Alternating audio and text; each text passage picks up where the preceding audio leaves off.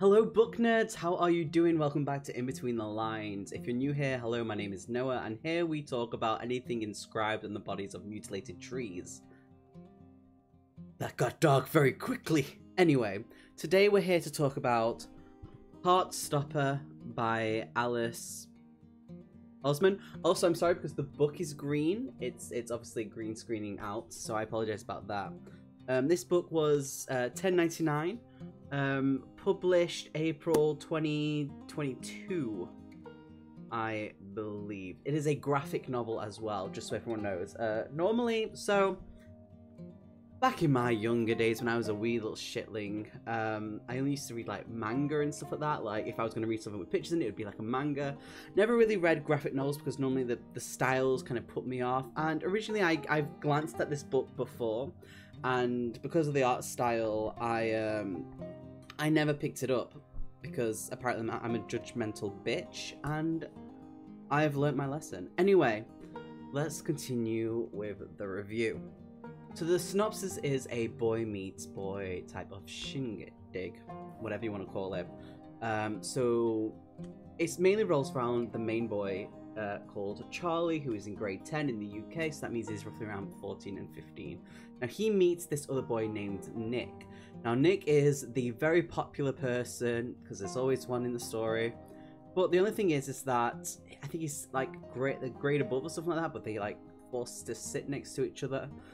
Popular, plays rugby, but he isn't an asshat, so they kind of break the stereotype with that, which I love. So yeah, they are forced to sit together in a class.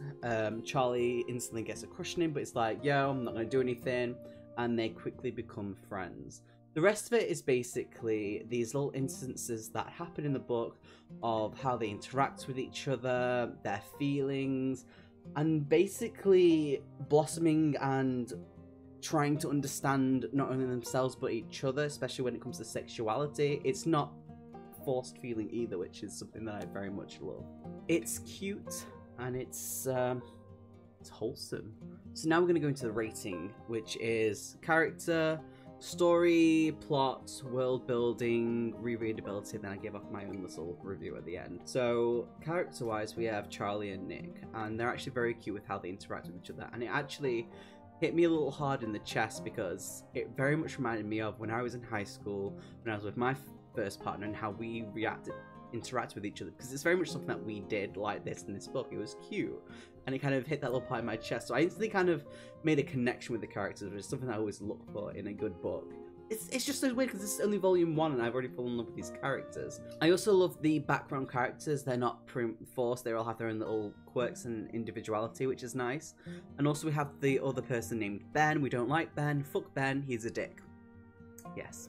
Story and plot, it's incredibly cute, and even though it's only volume 1, it's wholesome.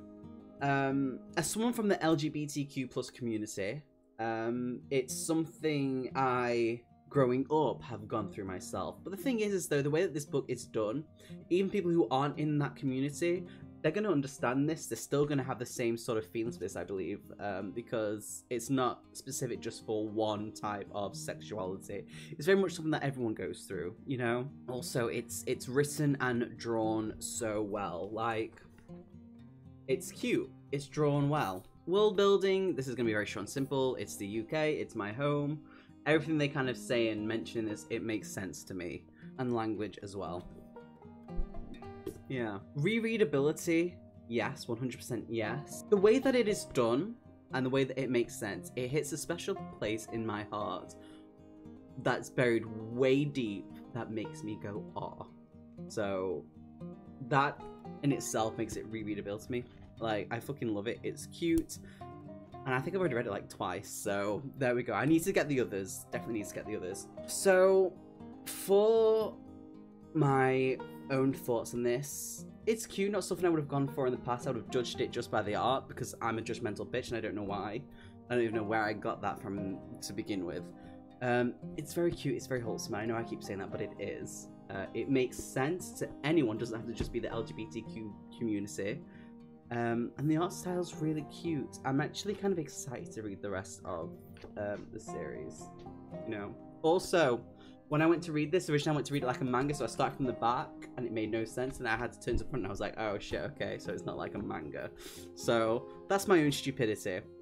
Rating this, I would give it a 4 out of 5. The bits where you can actually make a connection with, it's easily read. I read it in a day. I know it's just a graphic novel, but normally I thought I would struggle with something like this, but very much enjoyed it. 4 out of 5 for sure. Art style's cute, story's cute, love the characters, fuck Ben, we don't care about him, and the place where it's set just makes sense. And thank you so much for watching the review, I really appreciate it. We will catch you next time.